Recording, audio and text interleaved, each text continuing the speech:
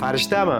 Marsga o'xshaydi. Bir ayol chaqaloq bilan o'tiribdi. Umraga nisbatan sog'inch hosil bo'ladi. Bu odamga odatga aylanib qoladi. Odam juda ham kam bo'ladi. Mehmonxonalar arzon bo'ladi. Armon desak ham bo'ladi. Assalomu alaykum Ne'matullo. O'zbekistonga xush kelibsiz. Mana Saudiyada uchrashganimizga ham ko'p bo'lmadi. Umra mavsumi yakunlanishi bilan keldingiz ofisimizga. Bu yerdagi keyingi mavsumga tayyorgarlik avjida. Shuni o'zida bosh-qosh bo'lib turibsiz hozir. Xo'p, tomoshabinlarimizga o'zingizni qisqacha tanishtirsangiz. Va alaykum assalom Jamshid aka. Meni ismim Ne'matullo. Men Safar Travel Saudiya jamoasi rahbariman. Asosiy vazifamiz Saudiyada mehmonlarimiz borgandan keyin mehmonlarimizni sifatli xizmat qilish, hamrohlik qilish va ularning xavfsizligini ta'minlash. Bu yil mavsumimizni yakunladik. Bu yil bizada 15 mingga yaqin mehmonlarimiz borishdi. Ularga sifatli xizmat ko'rsatdik. Yotoqlari, ovqatlari, doktor xizmati va guruh rahbarlari bilan hamrohlik qildik. Hozirda Toshkentga kelib yana yilgi mavsumga tayyorgarlikni boshladik. Mana o'ziz bilan birgalikda mehmonlarimizni yangi yilga boradigan mehmonlarimizga savollar shularni mana shu joyi o'zida javob berib keyingi yilga tayyorgarlik qilish maqsadida. Xo'p, men bu ozgina qo'shimcha qilsam, bu hozir ya'ni o'tkazilgan mavsumni chuqur tahlil qilyapmiz, ilmiy tahlil bo'lyapti. Statistik tahlil, sun'iy intellekt ishlatib, nima kamchiliklarni, ya'ni shunchaki odamlarning fikri emas, ya'ni obyektiv ilmiy ma'lumotlarni analiz, tahlil qilish asosida o'zimizning xizmatlarimizni sifatini yaxshilash ustida ishlayapmiz. Juda ko'p ma'lumotlar keldi, shikoyatlar bilan ham ishlayapmiz. Hech qachon biz ideal bo'lgan deb hisoblamaymiz. Lekin albatta bu sifatni keyingi mana shu mavsum uchun, ya'ni qiymatga to'lanadigan puliga nisbatan sifatni ya'ni moslashtirish yoki undan ham yuqori qilish ustida hozir mana ish ketyapti. Xo'p, endi texnik detallar ko'p, ya'ni savollar bo'ladigan bo'lsa, bemalol shu YouTube shu izohlarda qoldiring. Maxsus yana bitta ko'rsatuv qilib, savol-javob ko'rsatuvi qilamiz. Hamma savollarga, asosiy ko'p beriladigan savollarga va boshqa kam beriladigan savollarga ham javob berib chiqamiz. Hozircha umraning mana shu mavsumining birinchi yozgi kunlarini eslaydigan bo'lsak, shu haqida ozgina fikr almashsak. Endi men bu sohada yangi odamman. Bu hozir Safar Travel'da rahbar etib tayinlanganimga 3 oy bo'lib qoldi. 3-oy ketyapti hozir.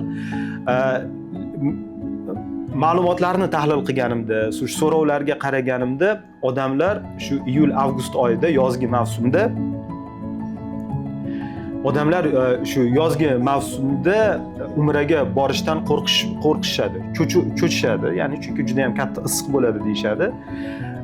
Va bu haqda boshqacha o'zgacha fikrlar ham bor. Men bu fikr haqida mana o'rtoqlashaman. Oldin sizga shu savolni bermoqchiman-da. Haqiqatan bu yozda borish Saudiyaning jazirama issig'idan qo'rqish asoslimi? Juda ham yaxshi savol bo'ldi. O'zingiz bilasiz, mana bu sohaga kirib kelganingizdan keyin mavsumlar o'zgarib boradi. Ya'ni hijriy sana bo'yicha mavsumlar qaytib boradi.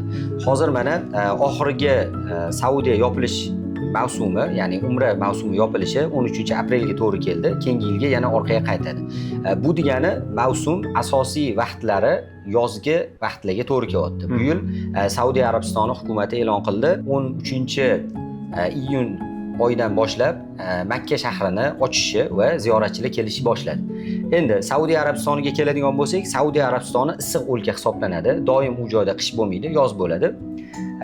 Shu sababdan Saudiya Arabistonida qo'rqishga hojat yo'q. Har bitta issiq uchun imkoniyatlar qilib qo'yilgan, ya'ni issiqdan himoya qilish imkoniyatlari qilib qo'yilgan. Birinchi o'rinda mehmonxonalar doim konditsioner bilan jihozlangan bo'ladi, sovutish xizmatlari bilan. Undan keyin avtobus orqali boriladigan bo'lsa, avtobuslar ham har bittasi sovutish jihozlari bilan ta'minlangan bo'ladi. Avtobusdan tushganingizdan keyin tabiiyki haram ichiga kirsangiz, haramni borganlar bilishadi, juda ham salqin bo'ladi. Endi yana bir afzallik taraflarini aytib ketmoqchiman. Nimaga aynan mavsumga urg'u berdim? Mavsum qisqaryapti. Ya'ni salqin vaqtda boraman degan odamlar uchun qaysi vaqtlar qolyapti? Ya'ni asosiy mavsum oldin qachon bo'lardi? Noyabr, dekabr, yanvar, fevral, mart, aprel mayga ham borib cho'zilardi. Endi orqaga qaytib borgandan keyin bu yoq tarafi ham issiq vaqtlarga chiqib boradi. Endi asosiy mavsum qisqargandan keyin salqin vaqtda juda ham ko'p tirbandliklar bo'ladi. Birinchi sababi, yozga borishni taklif qilganim odam juda ham kam bo'ladi. O'zi bilasiz, mana yaqinda borib keldingiz, ko'rdingiz, odamlar tiqilinch. Hamma nima uchun boradi? Saudiya Arabistoniga Madina Munavvarani ziyorat qilish uchun, Ravzaga kirish uchun boradi. Undan keyin nima qiladi? Makka mukarramaga umra amalini bajarish uchun, Ka'batullohni o'z ko'zi bilan yaqin joydan ko'rish uchun, undan keyin qo'li bilan ushlash uchun boradi. Men yozda boradigan mehmonlarimizga, ayniqsa yosh va o'rta yoshdagi mehmonlarimizga tavsiya qilgan bo'lardim, aynan yozda borishligini. Ka'batullohni o'z ko'zligi bilan yaqindan ko'rishadi, bemalol sahnda tavof qilishadi. Umrani bajarib bo'lgandan keyin boshqa vaqtlarda Ka'batullohni o'z qo'llari bilan ushashlik imkoniyati bo'ladi. Lekin issiqdan qo'rqmasa ham bo'ladi. Hamma joylar sovutish jihozlari bilan ta'minlangan. Endi qarang, bu haqiqatdan men endi aytmoqchi bo'lgan fikr bu meni fikrim emas, balki eshitgan bir yaxshi tanishim aytdilarki, men umraga har yili boraman dedilar. O'zlari borar ekanlar. Men yozda boraman. Ko'pchilik yozni qadrlamaydi. Yozda odam kam bo'ladi. Mazza qilaman, tiqilinch bo'lmaydi. Mehmonxonalar arzon bo'ladi. Boshqa narxlar ham arzon bo'ladi. Ya'ni qulay, yaxshi mehmonxonalar narxi boshqa haligi tirband bo'ladigan davrdagi mavsumga nisbatan xuddi shuni narxiga tushib qoladi deydi. Maza qilib aytganingizda shu Ka'bani ushlay olaman, maza qilib o'tirib duo qilaman degan edi. Men issiqdan qo'rqmaysanmi desam, birinchidan unchalik qo'rqmayman-da, lekin hamma yoq konditsioner, ya'ni odam issiqdan ko'ra shu sovuqdan ehtiyotroq qilib yurish kerak o'zini deydi. Yozda ham xuddi shunaqa holat deb aytdi. Xuddi hozir shu fikrni tasdiqladingiz. Endi bu yerda men boshqa savol paydo bo'lyapti. Bu yoshlarga tavsiya beryapsiz. Ota-onalarini yubormoqchi bo'lgan yoki yoshi kattaroqlar uchun boradigan odamlar uchun qanchalik bu to'g'ri keladi bu yozgi mavsum? Yozgi mavsumni mana o'zingiz yaxshi narsaga urg'u berib ketdingiz. Bu narx masalasi va mehmonxonalarning sifati. Yozgi mavsumda mehmonxonalar arzon bo'ladi. Ya'ni siz qishda, salqin vaqtda 2-3 yoki 4 kilometr masofada turadigan mehmonxonangizning narxiga yozda piyoda 300 metr, 400 metr, 600 metrgacha bo'lgan masofadagi mehmonxonalarda tursangiz bo'ladi. Bu nima imkoniyatni beradi desa, o'zingiz bilasiz, har bitta o'zbek o'g'lonini ichidagi niyati ota-onamni umraga olib borsam, o'sha yerda xizmatini qilsam degan ichida niyati bo'ladi. Armoni deylik. Armon desak ham bo'ladi. Ba'zilarga niyat, ba'zilarga armon bo'lib qoladi bu narsa. Shu niyatni amalga oshirish uchun aynan yozgi mavsum juda ham muhim. Sababi yaxshi mehmonxonani arzonga olib, piyoda haramga borib, bemalol ibodatligini qilib kelishsa bo'ladi. Men tavsiya qilib qo'ygan bo'lardim. Har bitta farzand ota-onasini olib, yozda Ka'batullohni ushab, "Onajon, meni duo qiling" deb o'sha yerda duosini olsa bo'ladi. Juda ham qulay fursat. Haqiqatan yaxshi, shuni fikringiz bilan ulashganligingiz uchun, fikr emas, ya'ni ma'lumot bilan, hozir siz shunchaki siz shaxsiy fikringiz emas, necha yildan beri Saudiyadasiz? Men Saudiya Arabistonida 3 yildan beri faoliyat yurg'izaman. Aynan mana shu umra sohasi bo'yicha va umraga borgan mehmonlarning xizmati bo'yicha. Juda soz. Endi yana bu yerda muhim qo'shimcha shundan iboratki, shu yosh kattalarni, adajonlarni, onajonlarni yuborganimizda ularga albatta ya'ni ularga g'amxo'rlik ko'rsatish kerak.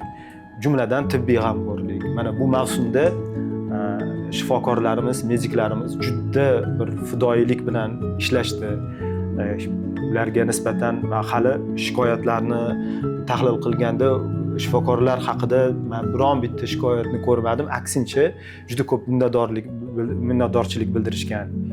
Ya'ni shu yozda yuborishdan xavotir olinadigan bo'lsa, bu yer bizdan bemalol maslahatlashishingiz mumkin shifokorlarimiz bilan konsultatsiyadan o'tib, ya'ni qanchalik to'g'ri bo'ladi, sog'liqlarida bu holatlar bor, u yoki bu holatlar bo'ladi, qanchalik to'g'ri bo'ladi, noto'g'ri bo'ladi, shuni maslahatlashishimiz bu xolis bizning, ya'ni malakali shifokorlarimiz bu haqda xolis fikr berishadi. Maqsad nima qilib bir sotish emas, balkim men shunaqa hozir kompaniyaga shunaqa shunaqa bir g'oyani singdirishga harakat qilyapman va kompaniyaning jamoasi bu narsani olyaptiki, bizning vazifamiz ya'ni g'amxo'rlik orqali xolis tavsiya berish, nima qilib ishontirib sotish emas. Va yana bitta muhim qo'shimcha, keyingi videolarimizda medik bilan, shifokorlarimiz bilan bo'ladi, sog'liq bilan bog'liq bo'lgan turli xil savollarga javob berishadi, tavsiyalar beriladi. Nimaga e'tibor berish kerak, nafaqat yosh kattalarga, balki yoshlarga nimalardan ehtiyot bo'lish kerak, qanday tayyorgarlik ko'rish kerak. Bu mavzuda ham albatta yana bitta alohida ko'rsatuv qilamiz va shifokorlarimizdan birlari bilan yoki ikkilari bilan o'tirib bu mavzuda ko'rsatuv qilish rejamiz bor. Jamshid aka, siz bilan oxirgi suhbatimizda Madina Munavvarada qilgan edik. Birinchi marta Madina Munavvaraga borgan edingiz. Hali umra amalini bajarishdan oldingi hissiyotlaringizni so'ragan edim. Mana umraga bordingiz, umra qildingiz, Ka'batullohni ko'rdingiz va o'tdagi xizmatlarni, sharoitlarni ko'rdingiz va O'zbekistonga qaytib keldingiz.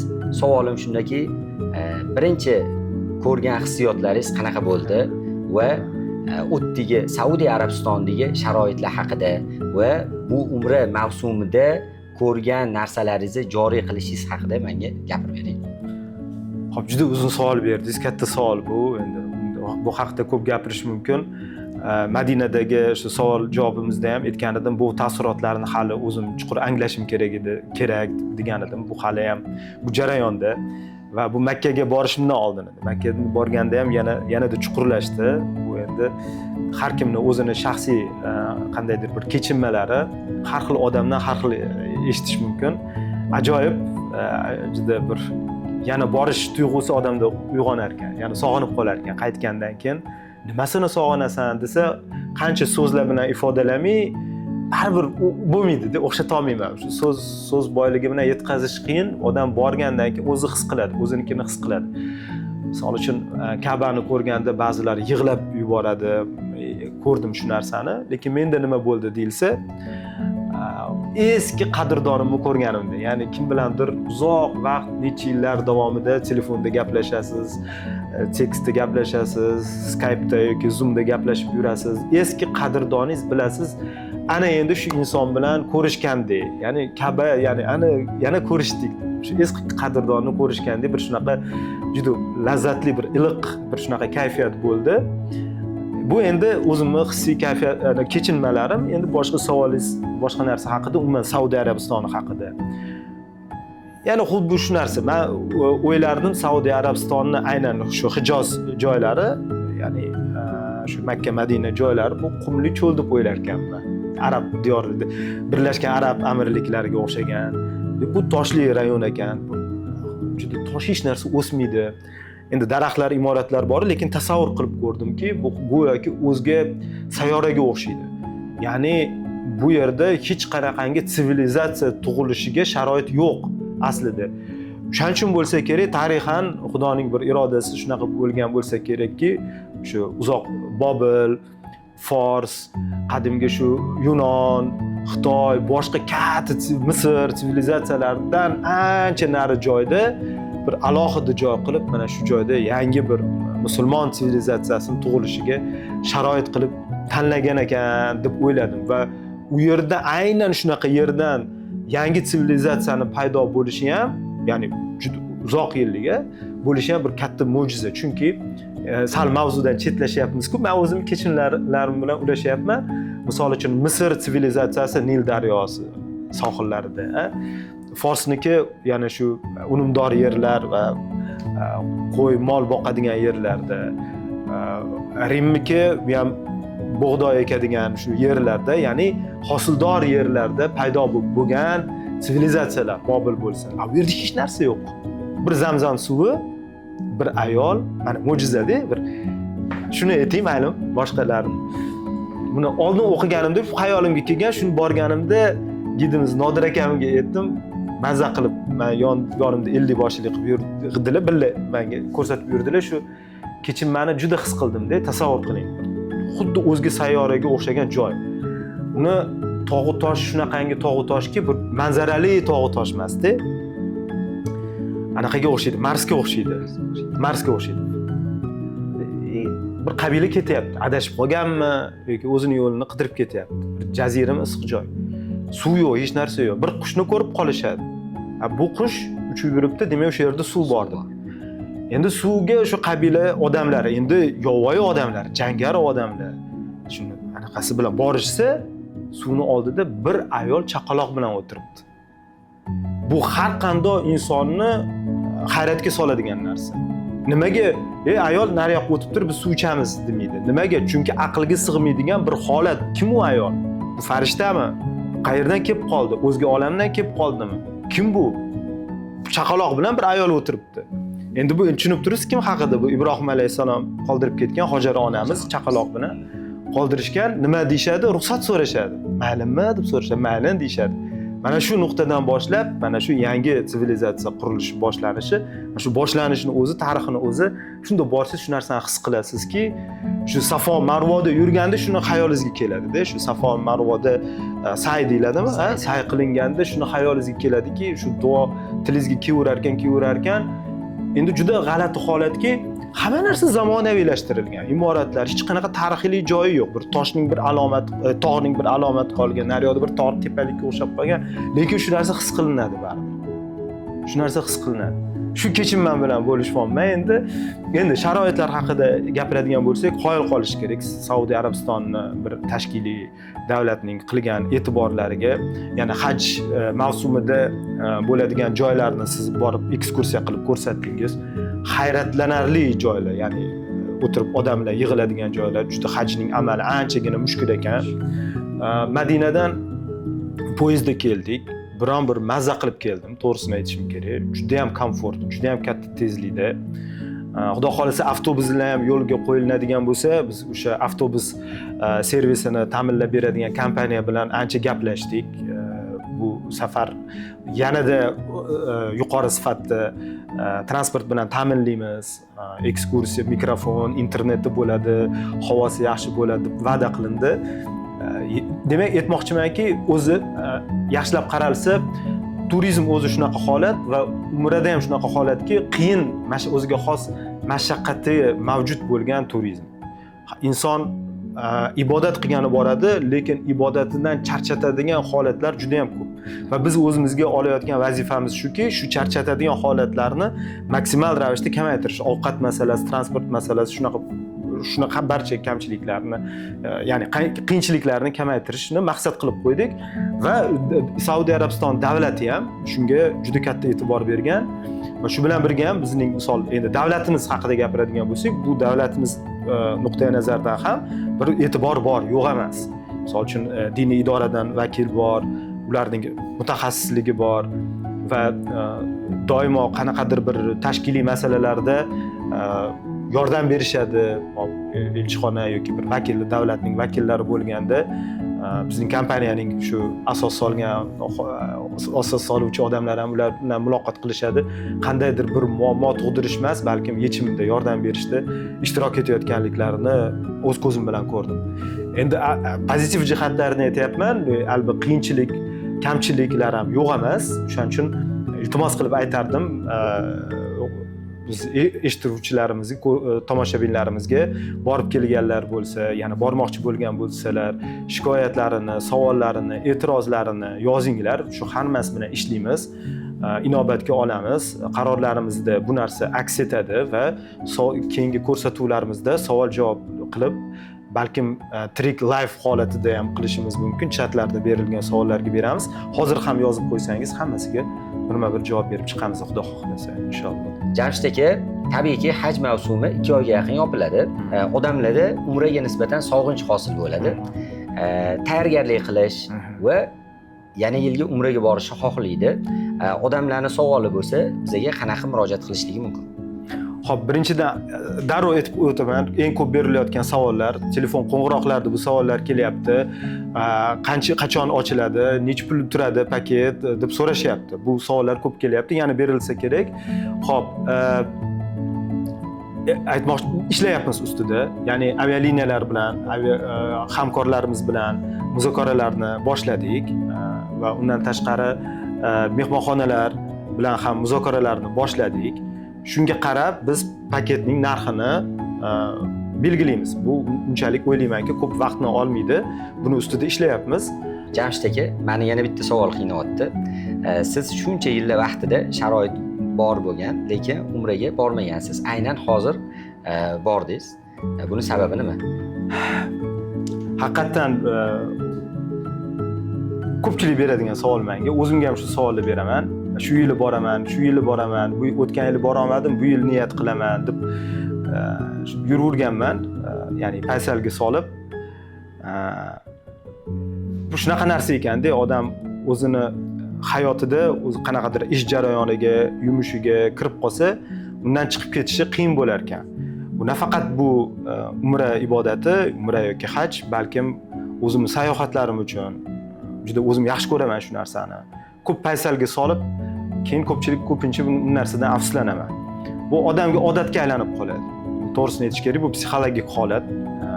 Turli xil bahonalar keltirish mumkin. Ish bo'lib qoldi yoki pul bilan muammo deb har xil bahonalar bo'lishi mumkin, lekin odam o'ziga o'zi xolis baho berish kerakki, yo'q, haqiqatan bu narsadan, bu qarordan jiddiy to'sadigan narsa bo'lmagan narsa. Ya'ni inson bir narsani chetga surdimi, buni odatiga aylanib qoladi. Endi shunaqa bo'lib qoldiki, bu firmaga ishga kirganimdan keyin, ya'ni o'zidan o'zi bo'lib, endi aytishyapti, bu yo'li ochilgani shu bo'ladi, chaqirgani shu bo'ladi deyishyapti. Endi Xudoni marhamati albatta, lekin shunday mana endi bormasang bo'lmaydi dedim. Mana endi sharmandagarchilik bo'ladi dedim. Mana endi odam o'zini o'zi kechira olmaydi dedim. Shuncha imkoniyat bo'lib turibdi. Bu ko'pgina masalalarimizda shunaqa narsa. Bu nafaqat umra emas, inson uchun ba'zi bir nihoyatda zaruriy bo'lgan bir ishlari bo'ladi. O'zi uchun, o'zi shaxsan inson o'zi uchun. Shularning ichidan bu sayohat qilish. Umra bu sayohatning bir turi.